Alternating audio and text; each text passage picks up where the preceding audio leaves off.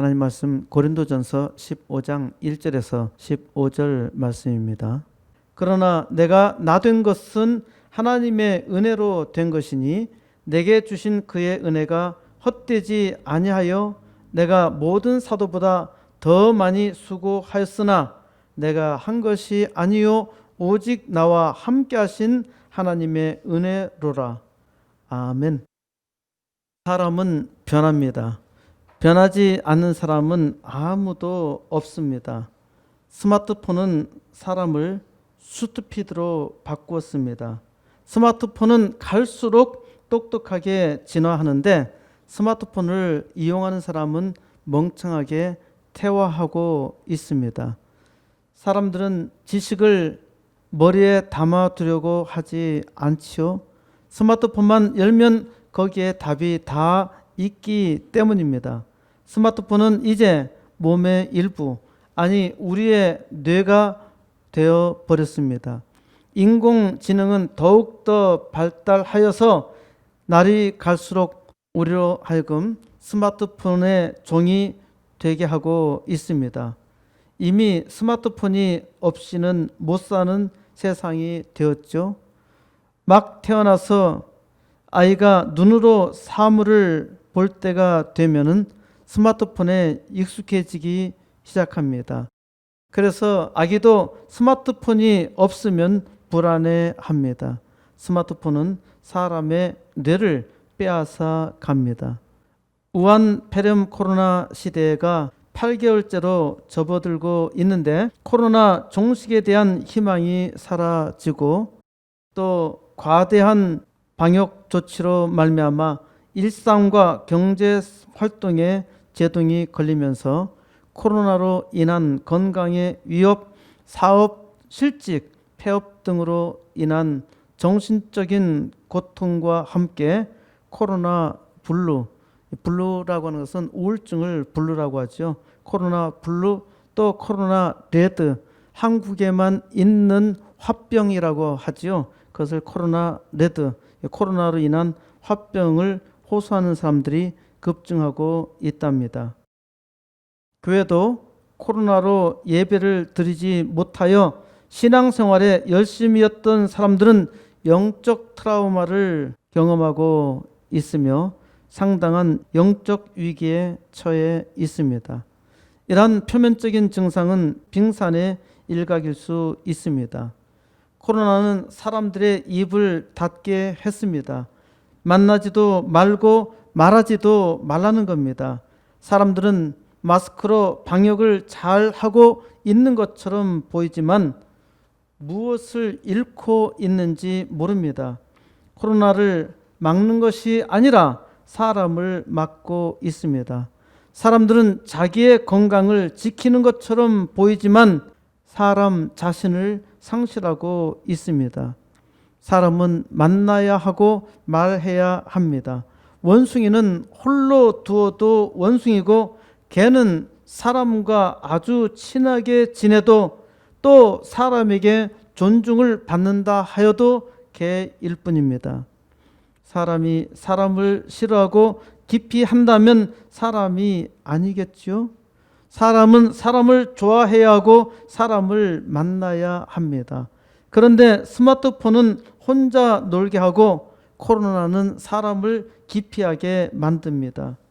이런 말을 하는 내가 지나친 생각이 아니냐고 한다면은 이미 스마트폰과 코로나에 길들여져 있는 것입니다.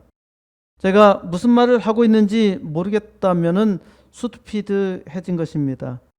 제 말에 기분 나빠 한다면 바꿔야 합니다. 세상을 바꿔야 해요. 이런 세상을 바꾸는 것이 하나님께서 저에게 주신 소명입니다. 사람은 사람답게, 개는 개답게. 이것이 아름다운 세상을 만들어 가자는 표, 흔히 캐치프레이즈라고 하죠. 또는 구호, 슬로건입니다. 사람은 사람답게, 개는 개답게. 요즘은 사람은 개답게, 개는 사람답게 이런 세상이 아닌가 해서 하는 말입니다. 이보다 먼저 해야 할 우선순위가 있습니다. 말씀을 말씀되게, 교회를 교회되게, 교회가 개혁되어야 합니다. 교회만이 세상의 소망이기 때문입니다. 스마트폰으로 교회가 공허해지고 있고 코로나로 교회가 문을 닫습니다. 교회의 문이 닫히면은 세상은 절망으로 끝내 망합니다. 그래서 교회가 살아나야 합니다. 교회가 살아나려면은 말씀이 살아나야 합니다. 하나님의 말씀은 살았고 능력이 있는데 지금 그 말씀이 없어요. 말씀이 말씀되게, 말씀이 능력 있게 전파되어야 합니다. 또한 한 방편으로 스마트 큐티를 해야 합니다. 그리하여 먼저 개척교회가 부흥해야 합니다. 또 아이들을 참되게 가르쳐야 합니다. 요즘 하나님을 안 믿는 사람들도 아이들을 학교에 맡기기를 두려워하고 있지 않습니까? 그래서 코스모스 교회는 금년 80개 개척교회와 2개 학교 세우기를 위해서 기도하며 준비합니다. 이 말씀을 듣는 여러분들이 함께 기도하며 동력해야 합니다. 하나님께서 속히 말씀대로 주의 청년들이 새벽 이슬같이 나와 구원의 역사 온 땅 이루신 줄 믿습니다. 아직도 미련하고 부족한 제게 하나님께서 위대한 사역 맡겨주심에 감사드리고 오늘도 바울을 통해서 주신 계시의 말씀에 감동을 받습니다. 바울은 여러분에게 묻습니다. 여러분은 누구입니까? 그러면은 여러분은 무엇을 하고 있습니까? 여러분은 무엇을 하는 사람이라고 생각합니까? 이 세 가지가 나는 누구며 나는 무엇을 하며 나는 무엇을 하고 있는지 연결되어 있습니까? 이것이 분열되어 있다면은 상당히 혼란스러운 인생을 살아갑니다. 무엇을 해야 할지 모르기 때문입니다. 여러분은 이 땅에 살아야 할 이유를 알고 있습니까? 하나님은 그 이유를 알게 하십니다. 하나님은 오늘도 사도 바울을 통해서 말씀하십니다. 고린도전서 15장 1절 말씀입니다. 형제들아, 내가 너에게 전한 복음을 너에게 알게 하노니 이는 너희가 받은 것이요 또 그 가운데 선 것이라. 사도 바울은 2차 선교 여행 중에 주후 50년, 51년 사이 겨울에 코린트 지방에 당도하여 복음을 전하여 교회를 개척하였습니다. 사도 바울은 코린트 교회에 무려 1년 반을 머물며 가르쳤습니다. 바울은 지금 다시 편지로 코린트 교회에 복음을 전합니다. 코린트 교회는 바울에게 복음을 받았고 그 복음 가운데 세워졌습니다. 바울은 이 사실을 지금 확인하고 있는 겁니다. 2절, 너희가 만일 내가 전한 그 말을 굳게 지키고 헛되이 믿지 아니하였으면 그로 말미암아 구원을 받으리라. 바울이 전한 복음을 굳게 지키고 헛되이 믿지 않았다면 그로 말미암아 구원을 받습니다. 복음을 믿으면 구원을 받아요. 아주 쉽지요? 그러면 복음이란 무엇인가요? 3절, 내가 받은 것을 먼저 너에게 전하였노니 이는 성경대로 그리스도께서 우리 죄를 위하여 죽으시고. 바울은 내가 받은 것을 먼저 너에게 전하였다 말합니다. 내가 받은 것, 바울이 받은 것이 무엇일까요? 그것이 복음입니다.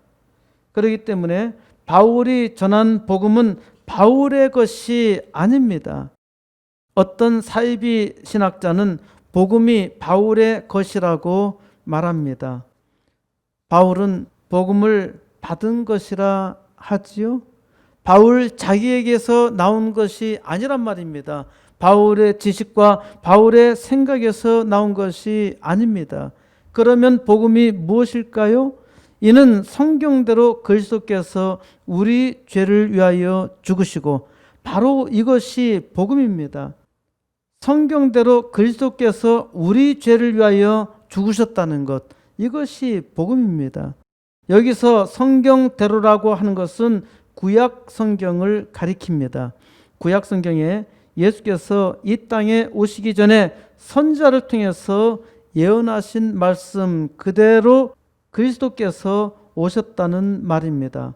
성경의 예언대로 그리스도께서 우리 죄를 위하여 죽으셨다는 것이 복음입니다. 복음은 예수 그리스도께서 바로 나의 죄를 위하여 죽으셨다는 것입니다. 이걸 하나님께서는 구약 성경의 선지자로 예언해서 기록하게 하셨습니다. 그중 하나의 예만 들면은 예수님 오시기 800여 년 전에 이사야 선지자를 통해서 예언하신 말씀입니다. 이사야 53장 5절 그가 찔림은 우리의 허물 때문이요 그가 상함은 우리의 죄악 때문이라. 그가 징계를 받음으로 우리는 평화를 누리고 그가 채찍에 맞음으로 우리가 나음을 받았도다. 예수께서 십자가에 찔려 못 박혀 죽으신 것은 바로 우리의 죄악, 나의 죄악 때문입니다. 예수님께서 채찍에 맞음으로 우리는 나음을 입었습니다. 예수님께서 나의 죄를 위해서 죽으셨다는 것이 어떻게 복음입니까? 복음의 뜻은 기쁜 소식이라는 말입니다. 복음은 기쁜 소식이죠. 나의 영영 죽을 죄를 대신해 죽으셔서 나로 하여금 영원히 살게 하셨으니 이것이 복음, 놀라운 기쁜 소식이죠. 이제 바울은 복음을 증거합니다. 4절 장사 지낸 바 되셨다가 성경대로 사흘 만에 다시 살아나사 예수님께서 십자가에 죽으시고 무덤에 장사되어 들어가셨습니다.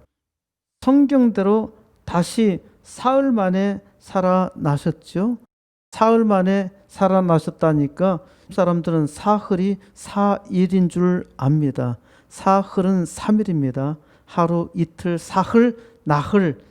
호세아 선지자는 호세아 6장 2절에 셋째 날에 우리를 일으키시니 곧 사흘에 우리를 다시 살리신다고 예언하였습니다. 5절 게바에게 보이시고 후에 12 제자에게와 게바는 베드로를 말하죠. 예수님은 자기의 부활을 사도 베드로에게 보이셨고 12 제자에게도 부활을 보이셨습니다. 6절 그 후에 500여 형제에게 일시에 보이셨나니 그 중에 지금까지 대다수는 살아있고 어떤 사람은 잠들었으며 그 후에 예수님은 자기가 부활하신 모습을 500여 형제에게 일시에 보이셨습니다. 예수님의 부활을 본 사람 중에 지금까지 대다수는 살아있고 바울이 고린트 교회에 이 편지를 쓸 때 그때까지 예수님의 부활을 목격한 사람들 대다수는 살아 있었다는 말입니다. 예수님의 부활을 자기 눈으로 본 사람들이 있으니까 생생하게 증거할 수 있죠. 부활을 목격한 어떤 사람들 중에는 이미 잠들었습니다. 이거는 죽어서 사라졌다는 말이 아닙니다. 육신으로 죽어 있지만 잠들어 있는 상태라는 말이죠. 7절 그 후에 야고보에게 보이셨으며 그 후에 모든 사도에게와 8절 맨 나중에 만삭되지 못하여 난 자 같은 내게도 보이셨느니라. 맨 나중에 만삭되지 못하여 난 자 같은 내게도 보이셨느니라. 그 후에 예수님께서는 사도 야고보에게 부활한 몸을 보이셨고 그 후에 모든 사도에게 보이셨습니다. 맨 나중에 만삭되지 못하여 난 자 같은 내게도 바울에게도 보이셨습니다. 만삭되지 못하여 난 자 같은 이라니까요. 만삭은 10달을 말하죠. 실제적으로는 280일입니다. 9개월 정도 됐죠. 10달 만에 났는데 바울은 만삭되지 못하여 난자 같은, 그러니까 좀 모자란, 우리말로는 칠삭둥이, 팔삭둥이 얘기하죠. 다 채우지 못하고 태어난 사람을 말하는데 바울도 이와 같이 말하는 겁니다. 칠삭둥이와 같은. 왜 바울이 만삭되지 못하여 난자 같은 이라는 표현을 썼을까요? 사실 바울은 예수님의 부활을 직접 자기 눈으로 목격했던 사람이 아닙니다. 바울은 본래 예수님이 부활했다고 전하는 사람들을 잡아서 감옥에 보내는 일에 열심이었던 사람입니다. 바울은 예수 믿는 자에게 가장 위협적인 인물이었죠. 바울이 예수 믿는 자를 고발하여 죽게 만드니까 바울이라는 이름은 공포였습니다. 바울은 어느 날 예수 믿는 자들을 잡으려 다마스커스에 가는 도중이었습니다. 호련히 하늘로부터 빛이 바울을 둘러 비추이는 겁니다. 바울은 놀라서 엎어졌는데 그때 하늘에서 소리가 들립니다. 사울아, 사울아, 내가 어찌하여 나를 핍박하느냐. 여기서 사울은 바울입니다. 바울이 예수를 믿고 그 이름을 바울로 바꾸었습니다. 바울이 누구냐 물으니까 나는 내가 핍박하는 예수라. 여기서 바울은 예수님을 만나서 변하였습니다. 이때 만난 예수님은 부활하신 예수님이 아니라 부활 승천하신 예수님이 사도 바울에게 다시 나타나셨던 것입니다. 9절, 나는 사도 중에 가장 작은 자라. 나는 하나님의 교회를 핍박하였으므로 사도라 칭함받기를 감당하지 못할 자니라. 사도 바울은 나는 사도 중에 가장 작은 자라 고백합니다. 바울은 본래 사도가 아니었습니다. 핍박자이기도 했지만은 사도라 부름을 받을 자격도 없다는 겁니다. 그러나 하나님께서 주신 은혜가 크므로 하나님께서 자기를 사도로 부르셨다는 것을 확신하고 바울은 사도라 고백하고 있는 겁니다. 바울은 자기의 악한 행위로 볼 때 사도 될 자격은커녕 그의 악으로 죽어 마땅한 자였습니다. 그러니까 바울은 자기 자신을 가리켜 내가 죄인 중에 괴수라고 고백하는 겁니다. 바울은 나는 하나님의 교회를 핍박하였으므로 사도라 칭함받기를 감당하지 못할 자라고 말합니다. 그런데 사도 바울이 어떻게 바뀌었을까요? 10절, 그러나 내가 나된 것은 하나님의 은혜로 된 것이니 내게 주신 그의 은혜가 헛되지 아니하여 내가 모든 사도보다 더 많이 수고하였으나 내가 한 것이 아니요 오직 나와 함께 하신 하나님의 은혜로라. 그러나 내가 나된 것은 하나님의 은혜로 된 것이니, 지금 바울이 된 것은 오직 하나님의 은혜로 된 것이라 말합니다. 어떻게 이렇게 되었을까요? 바울은 죽어도 자기 스스로 할 수 없는 일입니다. 생각해 보십시오. 예수 믿는 자를 잡아 죽이는 일을 사명으로 삼은 사람인데 어떻게 완전히 반전하여서 예수를 위해 죽을 수 있겠습니까? 이는 사람으로서는 불가능한 변신입니다. 사람으로서는 할 수 없는 일이에요. 여러분이 하나님을 믿는 것도 여러분의 지식, 여러분의 상식으로 믿는 것이 아닙니다. 하나님의 크신 은혜로 인해서 믿게 된 거예요. 하나님의 은혜로 된 것이죠.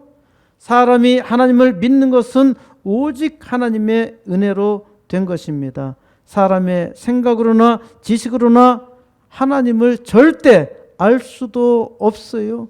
그러니까 더욱 믿을 수도 없습니다.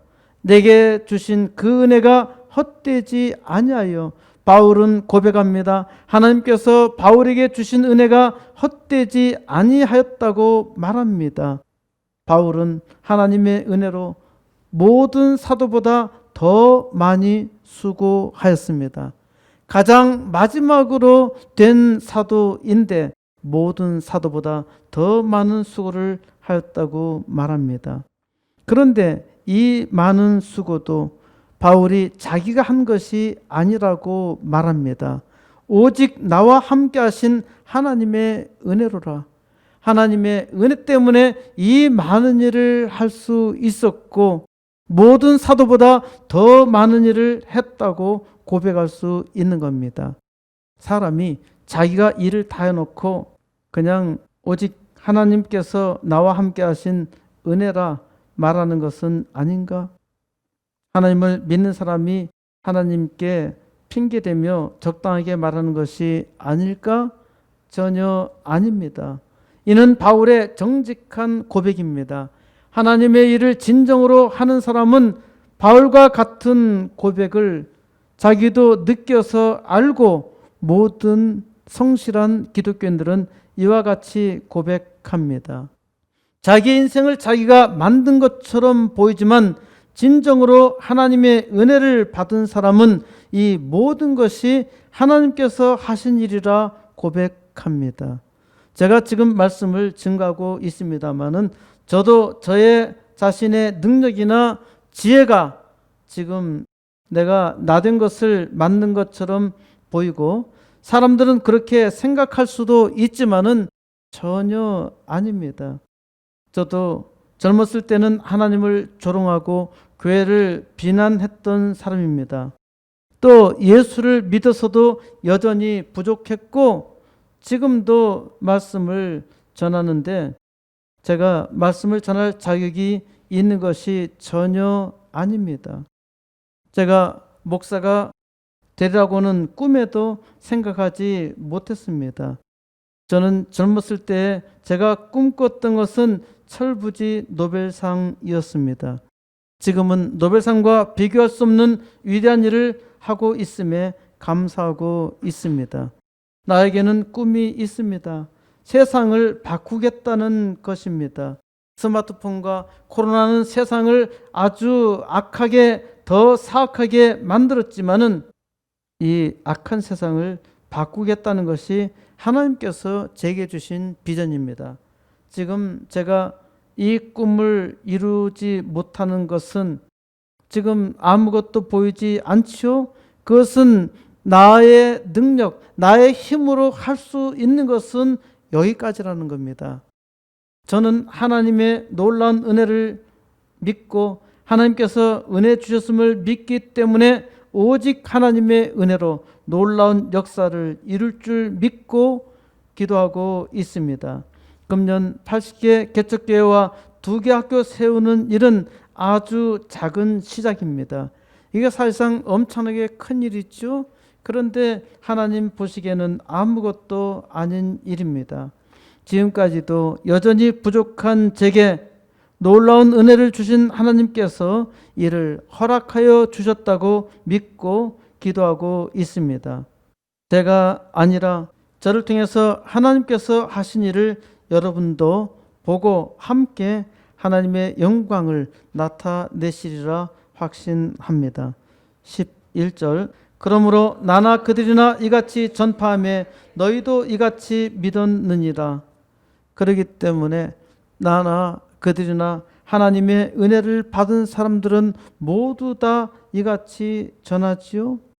하나님의 복음을 들은 사람들은 모두 이같이 믿었고 하나님을 증거하였습니다.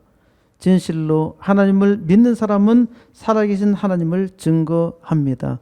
12절 그리스도께서 죽은 자 가운데서 다시 살아나셨다 전파되었거늘 너희 중에서 어떤 사람들은 어찌하여 죽은 자 가운데서 부활이 없다 하느냐? 그런데 그리스도께서 죽은 자 가운데서 다시 살아나셨다는 말을 들었어도 믿지 아니하는 사람들이 있었습니다. 고린도 교회에서도 어떤 사람들은 죽은 자 가운데서 부활이 없다고 합니다. 교회에 부활을 믿지 아니하는 사람들이 있습니다. 사람마다 아무리 하나님께서 은혜 주셔도 믿지 아니하는 것을 어떻게 하겠습니까? 수십 년 동안 교회 다녔어도 부활을 믿지 아니하는 사람이 있습니다. 13절 만일 죽은 자의 부활이 없으면 그리스도도 다시 살아나지 못하였으리라. 만일 부활이 없다면은 그리스도도 다시 살아나는 일이 없을 거라는 말입니다. 14절 그리스도께서 만일 다시 살아나지 못하셨으면 우리가 전파하는 것도 헛것이요 또 너희 믿음도 헛것이며, 그리스도께서 만일 다시 살아나지 못하셨으면은 첫째로 우리가 전파하는 것이 헛것입니다. 둘째로 그리스도의 부활이 없다면은 그것을 믿는 믿음도 헛것입니다. 예수 그리스도의 부활이 없다면 지금 말씀을 전하는 것이 헛것이라는 말이죠. 그리스도의 부활이 없다면은 예수 그리스도를 믿는 것도 헛것입니다. 예수 그리스도의 부활이 없다면 교회도 헛것입니다. 교회는 예수 그리스도의 부활이 기반이요 근거입니다. 15절 또 우리가 하나님의 거짓 증인으로 발견되리니 우리가 하나님이 그리스도를 다시 살리셨다고 증언하였음이라. 만일 죽은 자가 다시 살아난 일이 없으면은 하나님이 그리스도를 다시 살리지 아니하셨으리라.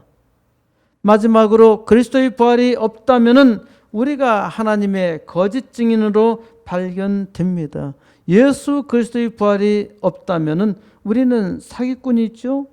우리가 하나님이 그리스도를 다시 살리셨다고 증언하는데 예수 그리스도의 부활이 없다면은 우리는 완전히 사기를 치고 있는 것이 됩니다. 만일 죽은 자가 다시 살아나는 일이 없으면은 곧 부활이 없다면은 하나님이 그리스도를 다시 살리시는 일이 없을 것이라고 말합니다. 왜 그런가요? 부활이 없다면은 그리스도가 다시 부활하는 일이 아무 의미가 없기 때문입니다. 그리스도가 다시 부활해야 하는 이유가 무엇입니까? 나의 부활 때문에 부활하신 거예요. 나를 다시 살리시기 위해서, 우리를 다시 살리시기 위해서 그리스도께서 부활하신 거예요. 그리스도는 부활의 첫 열매가 되셨고 우리도 그리스도로 인하여 부활하여 영원히 살게 되는 것입니다. 그리스도인은 예수 그리스도의 부활을 믿고 자기도 부활함을 확신하며 다른 사람들에게 부활을, 영생을 전합니다. 예수를 믿고 영원한 생명을 얻으라 말하는 것이 복음 전도입니다. 내가 나 된 것은 내가 나 된 것이라 하였는데 내가 무엇이 되었다는 것입니까? 현재의 내가 된 것을 말합니다. 지금 내가 나 된 것은 하나님의 놀라운 은혜입니다. 부활하신 주님께서 내게 나타나셨어요. 그래서 내 인생이 바뀌었어요. 주님께서 내 인생을 바꾸셨단 말입니다. 세상에 소망이 없이 살았는데 내 인생이 달라진 겁니다. 나를 위해서 살기도 버거워서 한때는 죽을까 하는 그런 생각까지 했는데 이제는 기꺼이 남을 위해 살게 하셨습니다. 나를 위해서 사는 것이 예전에 작은 즐거움이었는데 이제 세상을 위해서 사는 것이 내게 복이요 꿈이요 힘이 됩니다.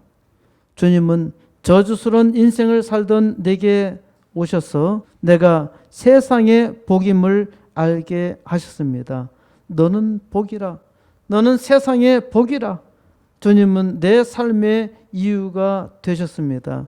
내가 이 땅에 살아야 할 이유를 알게 하신 것입니다. 주님은 내게 세상 사람들 위해서 살 소망을 갖게 하셨고 이를 위해 기도하게 하셨습니다. 하나님이 나를 바꾸신 겁니다.